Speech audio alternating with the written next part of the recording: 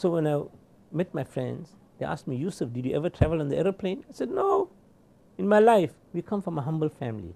We are not financially capable of flying around in the world. So my friend said, take it, man, go on a plane trip. So alhamdulillah, I accepted. I told my dad, okay, I'll accompany you. And we went to Riyadh, the capital of Saudi Arabia. We were met by VIPs. All this didn't mean anything to me. We were at Al Khuzama Hotel, 5-star hotel in Riyadh. And there I sat and I noticed all the expatriates coming to my father, kissing him, massaging his hands. I thought to myself, man, this is worse. This is idolatry. This is not done. Because that's my upbringing. We don't touch one another. That was how we were brought up.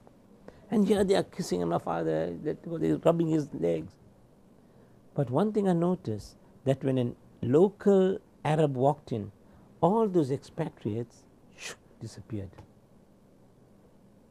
And I used to sit there.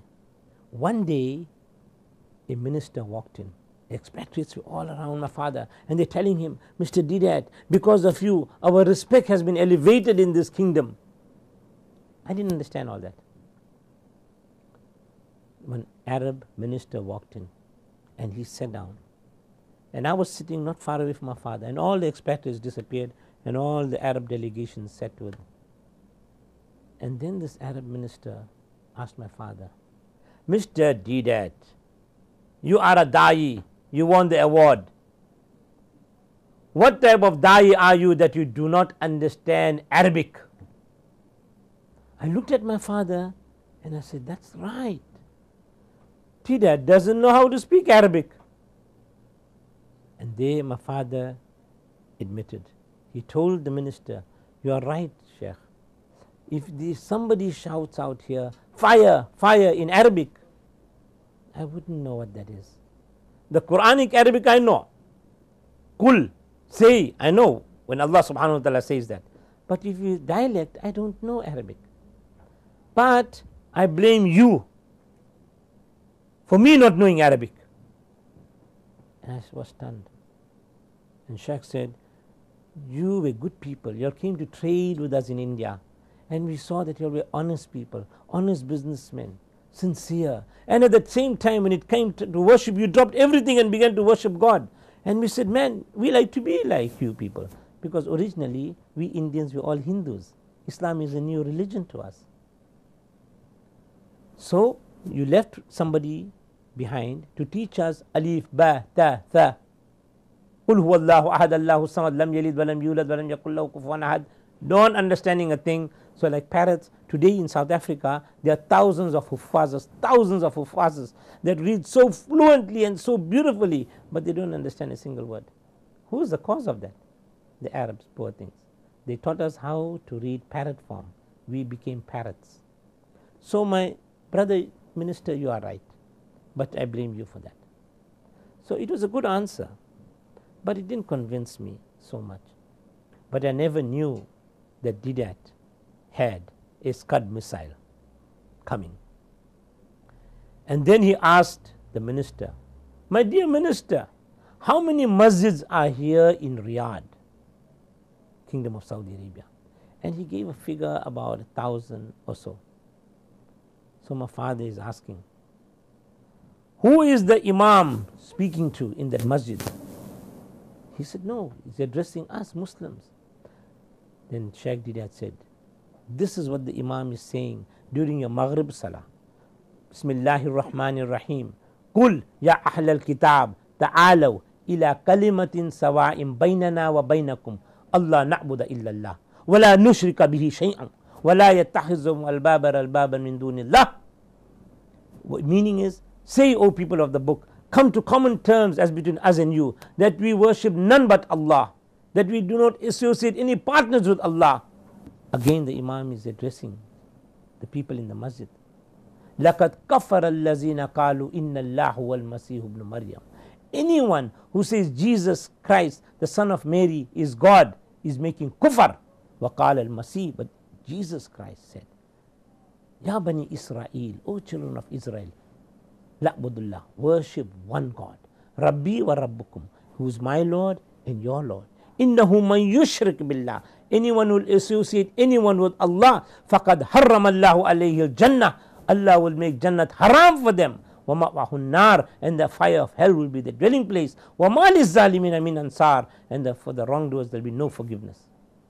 Who is that Imam talking to? Are they Jews there in the masjid? Are they Christians there in the masjid? He's telling you Arabs through the lips of the Imam. Allah subhanahu wa ta'ala is telling you Arabs, Ya ayyuhal muddassiru kum fa'anzir. Oh, you Muslims wrapped up in a mantle, arise and deliver the warning of Allah. I want to know, what are you sitting on your backside? Those are the actual words I heard.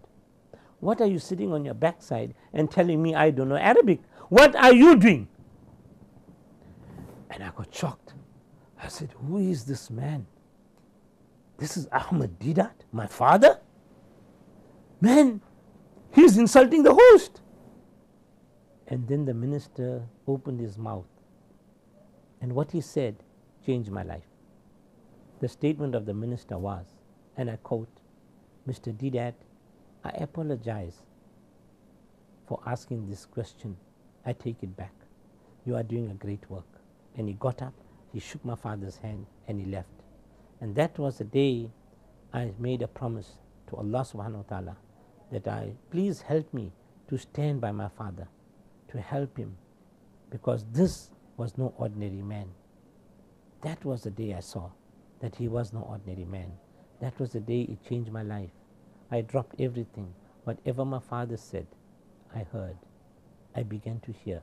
And I'm telling the youngsters today, if you have a father and a mother, please don't lose out. You will never get another chance in your life to honor them. Kiss their foreheads and don't leave them away. Don't let them be alone for a minute, for you will most certainly regret it the day they leave this world. I can proudly tell you, my dear brothers, I have no regrets that my father and mother have left this world. I was honored. I was the only person who never rushed to carry the janazah, for I carried my father while he was alive. I washed my father while he was alive. I did everything for my parents. And I'm proud that Allah has blessed me with those parents who were so great.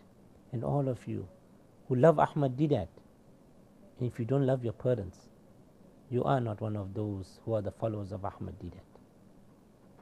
Love your parents, for they will surely guide you the only way and the right way.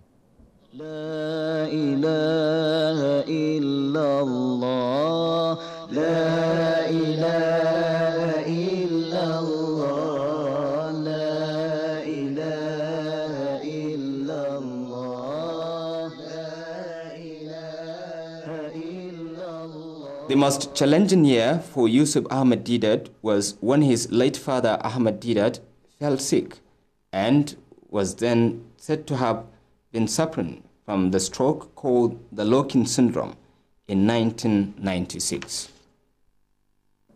It was a day that I was born. I say this because from that day onwards, my life has changed totally. The first